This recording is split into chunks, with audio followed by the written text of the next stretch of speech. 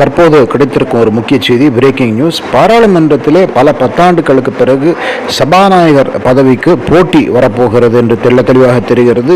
காங்கிரஸ் கட்சியிலிருந்து கொடிக்குன்னல் சுரேஷ் இந்தி கூட்டணி சார்பாக சபாநாயகராக போட்டியிட தன்னுடைய விண்ணப்பத்தை கொடுத்திருக்கிறார். அதே போலவே பாரதிய ஜனதா கட்சியை பொறுத்தவரை ஏற்கனவே சபாநாயகராக இருந்த ஓம் பிர்லா மீண்டும் சபாநாயகராக போட்டி போட போகிறார். போட்டி வந்துவிட்டது என்பதாலே நாளை தேர்தல் நடைபெறும் என்று சொல்லுகிறது. எண்ணிக்கைகள் நம்பர்ஸ் இப்பொழுது பாஜக கூட்டணி தேசிய ஜனநாயக கூட்டணியுடன் இருக்கின்றன என்று சொன்னாலும் கூட நெடுநாட்களாக எதிர்ப்பின்றி சபாநாயகர் தேர்ந்தெடுக்கப்பட்டு வருகிறார் என்ற ஒரு மரபை மீறி இருக்கிறது காங்கிரஸ் கட்சி மற்றும் இந்தி கூட்டணி என்று பலரும் சொல்லுகிறார்கள். பொறுத்திருந்து பார்க்க வேண்டும், இதனால் காங்கிரஸ் கட்சி என்ன லாபத்தை அடையப் போகிறது என்று.